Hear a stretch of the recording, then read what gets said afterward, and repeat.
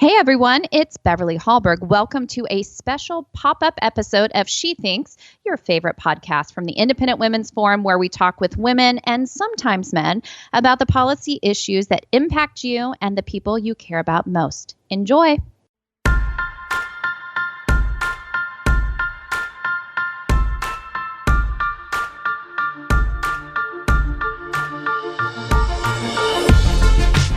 Hey everyone, I'm Julie Gunlock, Director of the Center for Progress and Innovation at the Independent Women's Forum.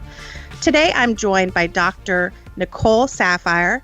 Dr. Saphier is a nationally known medical contributor, best-selling author, and a regular guest anchor for Fox News Channel. Dr. Saphier is a full-time practicing board-certified radiologist at Memorial Sloan Kettering Cancer Center in New York City, and she is the author of a brand new, truly fabulous book that's out now called Panic Attack: Playing Politics with Science in the Fight Against COVID-19. Dr. Saphier, I'm so glad to have you on today. Well, I am so happy to be on with you. Well, let's, of course, first talk about your book. I mentioned in the intro there that it is really, it really is an exceptional book. I hope that as people are listening to this, they are opening another window and Googling it or going on Amazon. It is really a fantastic book and a must read for people who want the truth about what happened and has happened and still happening over the past 15 months. And I will tell you, I actually put this book on my bookshelf right now. It's right next to me, but I put it on my bookshelf in sort of my reference section where I keep a lot of books that I use for data and really reliable information. So I really want to thank you. And I think, you know, I represent a lot of people out there who don't have a medical degree. I'm not a trained scientist. And so for people like me who it is overwhelming, it is confusing. What you've written is very understandable. It is complex. I found myself sometimes reading a passage twice because it's not an easy subject, but you really made it understandable, but also it is a page turner. So thank you so much for writing this book. Well, thank you. I appreciate it. You know, one thing that I noticed throughout the course of the last year and a half, you know, everyone has been touched by this pandemic. So one thing that I noticed was that there was a lot of information that when it was being delivered, either people were not understanding what was coming out or the information itself was being distorted. And that was causing panic and anxiety. And I said, you know, what we have to do, we have to break this down so people actually can understand it and they're not reliant upon the media or Google for information. Right. They can just educate themselves and come up with their own opinions. Well, what's so effective also about this book is the way that it's organized. I really like that you are sort of touching on some of the most controversial topics, the most newsworthy topics that came up during the pandemic and are still coming up. Obviously, you know, you touched on face masks, you know, the phrase following the science, the inconsistent messaging on, you know, gathering and protests and rallies, China's role and the origins of the virus. These are all really important topics, but you talk about several and they're all laid out in different chapters. And you go through sort of, this was the issue, why it was controversial, what were the different messages, where were the sort of different camps.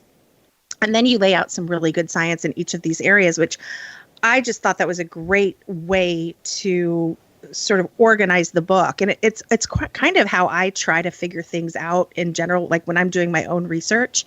And so it's so nice to have it in one book.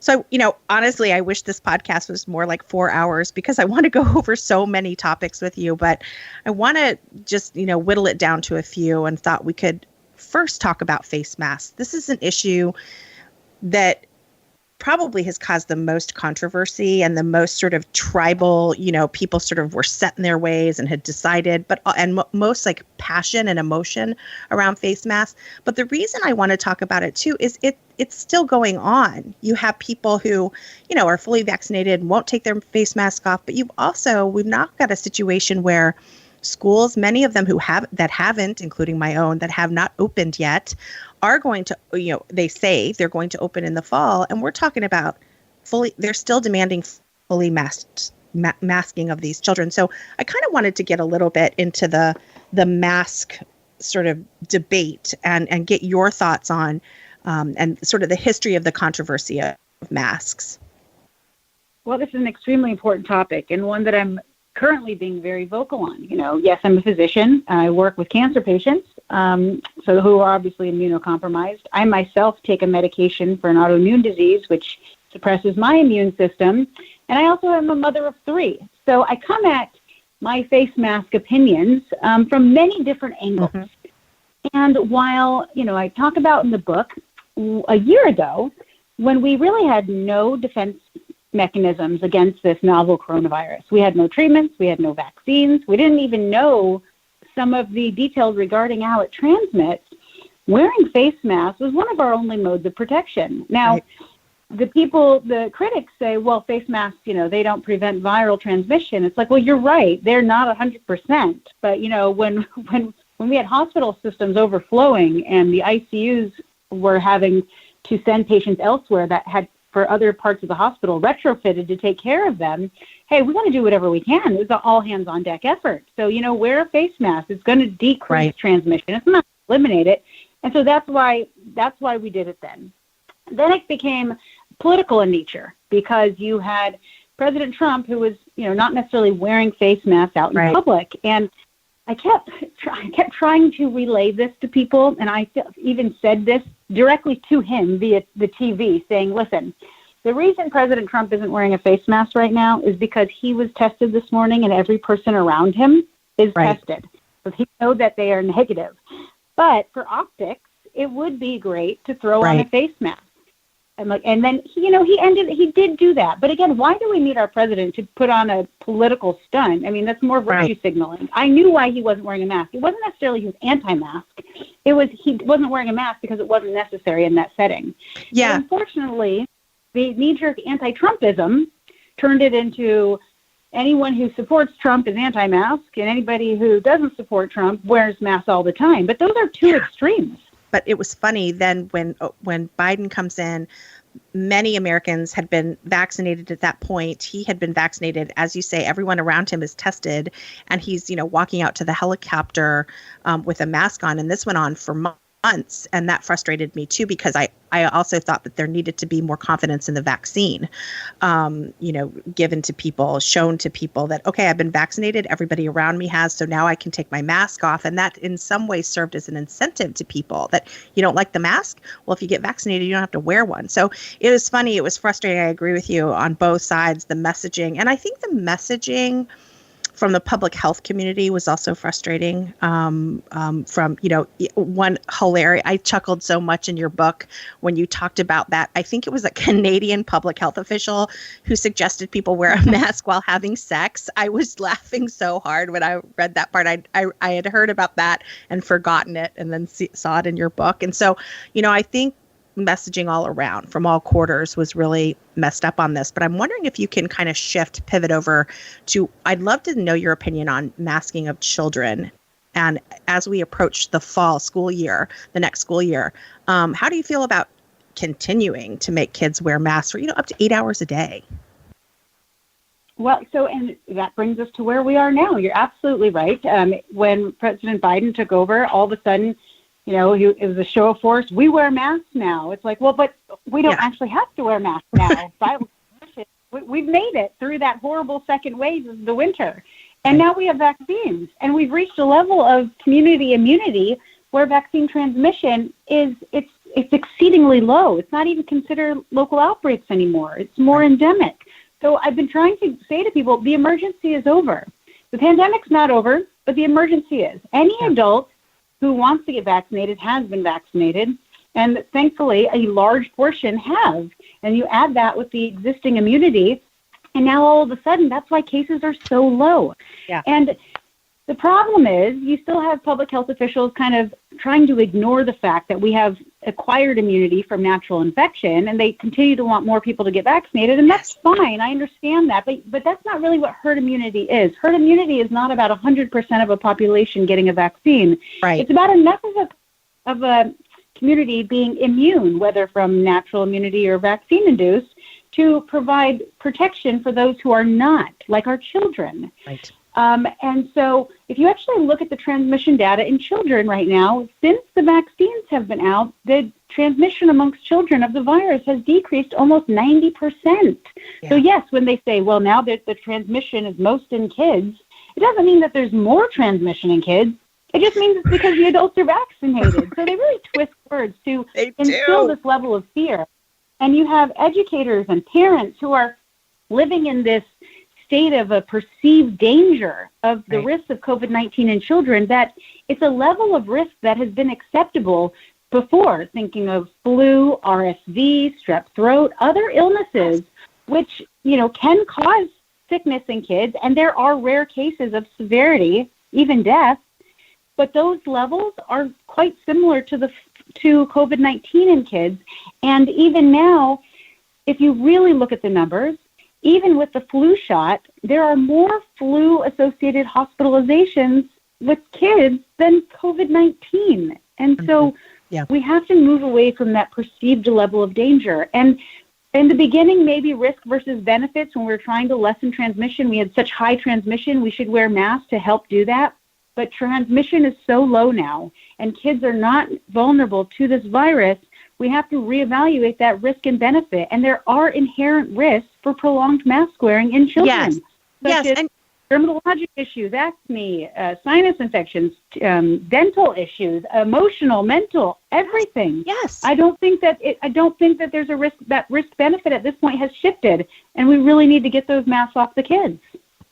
Dr. Saphier, I can't tell you enough. I'm so thrilled to hear you talking about this, because I do think it really is frustrating for me, because I live in a community where our superintendent, it's really, I don't want to turn this into talk about school closures too much, but he refuses to open the schools. He refused to when the CDC went from 6 feet, the desks 6 feet apart to 3 feet apart. He refused to do that.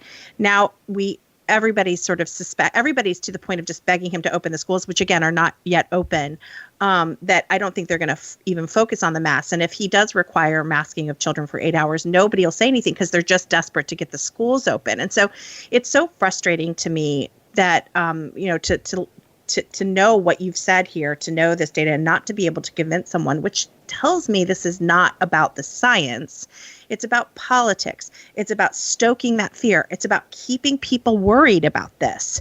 And so I think part of the masking has become this tool to keep people afraid. Fear is such a powerful weapon. And so if you're going to demand more money for schools, for more and more, PPE or whatever the schools are now demanding in order to open, making parents feel like their kids are at risk and that they need to wear this mask and they need to. And like you mentioned, this, transmissions among teenagers or young children is down, 90%. But then they twist it and make it sound like, but teenagers are the ones getting sick now, but it's only because the adult, that whole thing is again used to make parents so afraid, and it's really effective. So I hope people hear your message on the masking of kids, because I think it really is sort of the next heated debate that parents are going to face.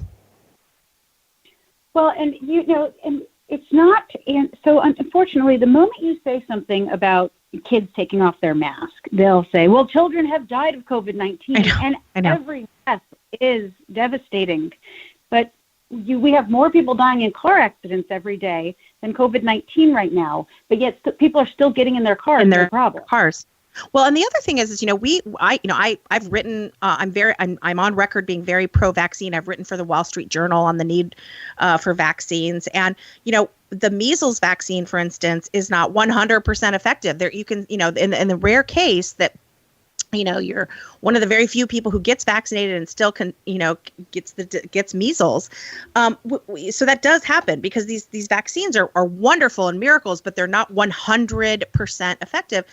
We don't mask after getting a measles vaccine. We just don't do that. Any of the vaccines my kids get, I'm not masking after getting these vaccines. So we do have to accept some level of risk, which seems to be lost on it. And again, when you're talking about the effects on kids, you just listed all of those those problems that are associated with masking. They don't make it into the consideration of a lot of these school administrators. So it is, and that's not true of all school.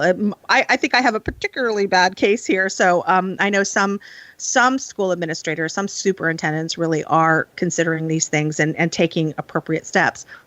But I want to shift a little bit. I think this is a good segue into another conversation having to do with kids and a decision that a lot of parents are facing, is whether to get the vaccine for younger kids. I have 3 kids too. I have all boys. I have a 14-year-old, a 12-year-old, an 11-year-old. So pretty much in that 12 and up age range that is now being discussed about. And I could get 2 of my children vaccinated. And again, I've said I'm very pro-vaccine, but I'm very hesitant. I actually belong in the vaccine hesitant category. I don't want to get them vaccinated. And part of that is because of what you just talked about how these kids, they're not getting terribly sick, and if they get the disease, and they're not spreading the disease to other people. So I don't understand this urgency to get kids vaccinated. Maybe you can make me understand this and give me your opinion on vaccinating young kids. Well, geez, anybody who follows me on Twitter is pretty in tune with how I feel about this topic, because I'm also a mother to 3 boys, and stuff all the time. But so I have an older son who's 21, and then I have 2 younger guys, 8 and 6. And I can tell you my 21-year-old is fully vaccinated. Sure. That was his own choice. You know, we had a conversation about it. He works with autistic children, young children. Yep. And they've been doing a lot of virtual stuff. And he said he wanted to do anything and everything to make the parents feel better about getting back to in-person. And he wanted to make sure that he was doing anything he can to decrease transmission risk to these children who are at a higher risk of severe COVID, as we know that there are some groups in children that can be more severe: obesity, those with developmental abnormalities, and mental health illnesses. So I think he made the right choice. I mean, that was a very good choice for him. Now, but I think when it comes to adolescents and kids, it's very important to have a safe and efficacious vaccine, but it needs to be done on an individual basis. I don't really support the universal vaccine campaigns in these younger people for many reasons. And I have a couple of opinion pieces on foxnews.com specifically talking about this. I actually have one that's pro-vaccine in the Washington Post talking about why it's important to have a vaccine for kids. But the counter to that, not everyone necessarily needs to get it, just like not everyone gets like the shingles vaccine. We only give that to those who are risk for it. And that's probably what it should be with COVID when it comes to kids. Now, right now you're seeing all these reports of increased heart inflammation in adolescents. Yes. And, it's quite ironic in the sense that you saw a lot of universities, these Big Ten universities, were halting fall sports because there were reports of heart inflammation from COVID-19. So they halted them. But those same Big Ten universities are now requiring their students to get this vaccine. Yeah. And we have more reports of heart inflammation following the vaccine than we did with the COVID. So, it's really hard to follow the logic here because there's no logic. There's none. And the thing is, when they're doing these clinical trials in the adolescents, in the younger kids, they're really only having enough kids in it to make sure that the vaccine produces an immune response and that they have a good dose. Yeah. And so it's not powered enough, meaning not enough people are enrolled to see some of those more rare side effects. So it's really not surprising when we have about 7 million adolescents now who have gotten the vaccine that we have, a good amount, several hundred cases of cardiac inflammation afterwards, symptomatic because they went and saw the doctor. So you're going to start seeing those rare things come out the more you give it to them. And unfortunately, as I have said, I don't think that this virus is an emergency anymore. The viral transmission's down and it's low risk to children. Why are we still doing this under the emergency use authorization? They should be seeking full FDA approval when it comes to children.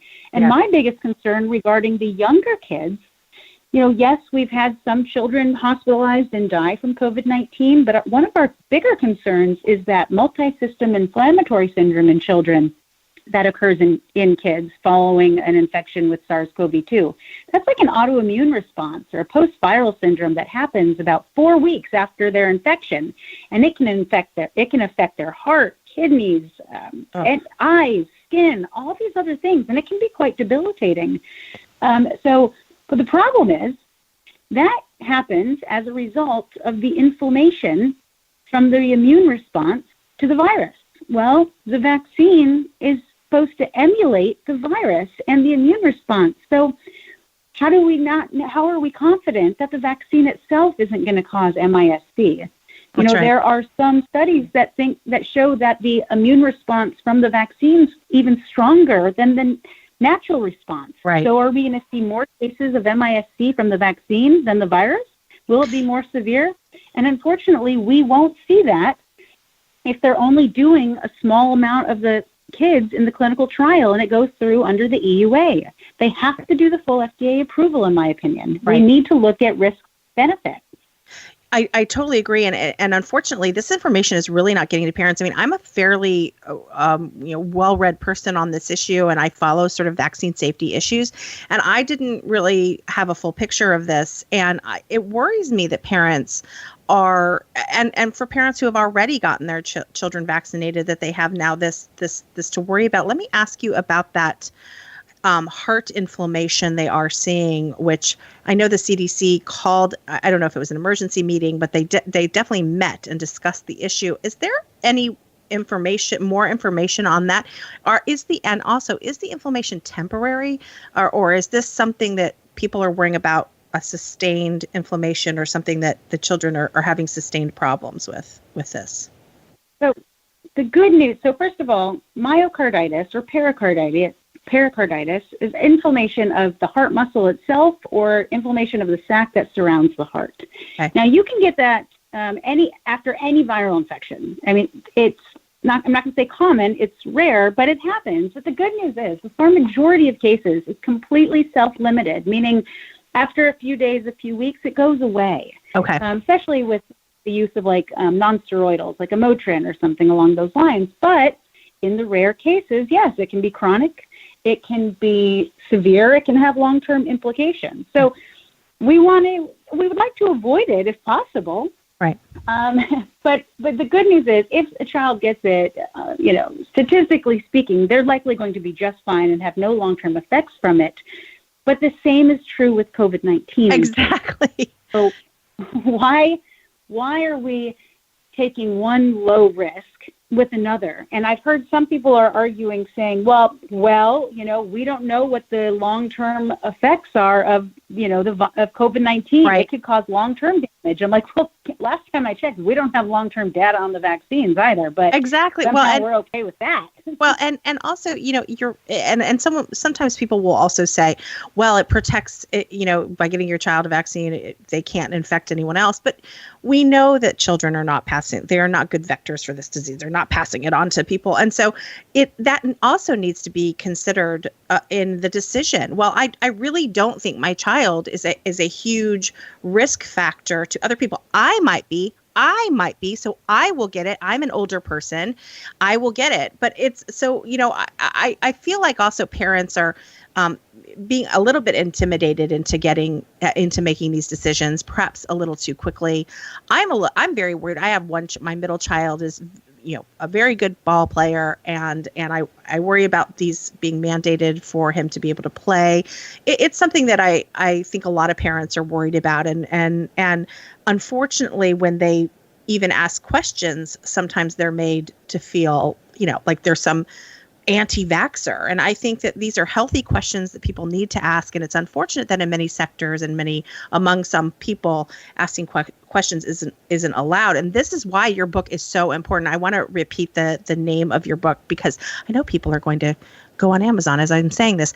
It's called Panic Attack: Playing Politics with Science in the Fight Against COVID-19. Truly, truly necessary. And I think it's I think parents especially should read this book. I want to pivot a little bit over to, it's a little bit away from kids. I thought one of the most fascinating chapters in your book, it was the chapter called Fork in the Road, where you looked at how Sweden handled the pandemic. And I just want to read a little passage from your book. You write, instead of oppressive closures like elsewhere in the world, recommendations were made to the public to lessen gatherings, work from home, and protect the elderly. While restaurants were not closed, people were dining out less frequently. Schools were kept in session, while social gatherings and indoor activities decreased. So this is essentially a matter of trust. The government trusting the population to behave with some measure of personal responsibility, and a sense of community responsibility. They also that you also quoted an AP article in that same chapter where where the AP article describes Sweden's approach as, quote, the people trust the experts and scientists to develop reasonable policies, and the government trusts the people to follow those guidelines. Sadly, that is not happening here in the United States, Dr. Saphier. I wonder, I wonder how we fix that. I think that there has been some problematic, to use a popular term, problematic behavior on some part of the public health officials and government officials, and it's made it harder, frankly, for the medical community to treat people, to prevent disease. There's a real trust deficit now with public health. How do we fix this? Well, honestly, we're like a lose-lose situation, because if you look at some countries in Asia, they locked down in the sense that they were bolting doors closed for people who had a known positive case in their house. There was armed guard across all the neighborhoods to make sure people weren't actually leaving. And yes, they got their cases down. They had less deaths per population. But that's not really the society we live in. Right. On the flip side of it, though, we still closed businesses, took kids out of school, and we had very high deaths. So we not only, we didn't lock everybody in their homes to get those cases down. People were still gathering in the comforts of their homes, but we shuttered in perpetual a lot of businesses, and a lot of children have suffered because of their being out of school. What should have happened was they need to make clear, all right, we're either going to trust the country and come up with some true decisions that are going to help us get through this, or we're going to accept some level of devastation by maintaining certain freedoms. And, right now I've heard Dr. Fauci and some other people say, or Dr. Birx for certain, said, so the first wave was inevitable. We couldn't have done much about that. But the second wave is because people acted selfishly. It's like, it's not good wording, first of all. Maybe if we had better collective leadership and we didn't have the Dr. Fauci's and others who continuously changed the information that was coming out, maybe people would have had more trust. The reason we had such a bad second wave is because of how everything went down in the preceding 8 months, and there was a lot of lack of trust from the information coming out. Yeah. And I think that there needed to be more transparency and less political insertion in the earlier aspects, and then maybe the second wave wouldn't have been so hard. But I mean, one of the most blatant examples of what happened was with hydroxychloroquine. It is you can almost not even talk about that medication anymore because you sound like a charlatan peddling something. But it is the most boring old cheap drug that's been used for decades, and it had known antiviral effects, and you had people showing that it worked against the original SARS. And so, of course, people all across the world are going to start trying it on the new one. We didn't have any treatment. But the fact that President Trump mentioned it turned into this massive conspiracy. Yes. And anyone who even talked about it, it was as though they were pro-Trump and a conspiracy theorist, to the point where you had big tech censoring people. You had some of the most world-renowned medical journals having to retract papers because they used faulty data to try and disprove hydroxychloroquine. It was the most disgusting thing, and it caused so much discord. And it's terrifying. It's terrifying that this sort of broken brain, never Trumpism caused, I mean, when you say like medical journals actually having to, offer retractions because they got so, spun up with this, it is terrifying to think of that kind of bias affecting science. That's just, it boggles my mind. Well, and that, in my opinion, so when I hear people say, well, if Americans weren't so selfish, it wouldn't be so bad. I'm like, nope, I don't think that's true. I think it has to do with the fact that Americans were distrusting of the information that were coming out of our public health professionals because they did a terrible job. They missed the boat, and we keep seeing over and over again how bad information was given. And the biggest thing they could have done is just say, you know what, we were wrong. We were wrong about face masks in the beginning. We were wrong about the mode of transmission. We were wrong. We were wrong about that. But they don't say that. And there's never an apology. There's never an apology. There's never admitting wrongdoing. There's never any sort of walking back what was said. Never. It's always just this sort of smug attitude. And this is what I think what I mentioned the Sweden thing, what I found so fascinating about you writing about it is that, look, I'm not living in Sweden. I'm not Swedish. I don't know everything about what occurred over there, but it does sound like, and again, and you make this point too, you can't exactly compare Sweden with their apples and oranges with the United States, but you compared it to, I think, which state? Did you do South Dakota or? I believe it was Wisconsin, maybe one of them, but yes. I tried to take.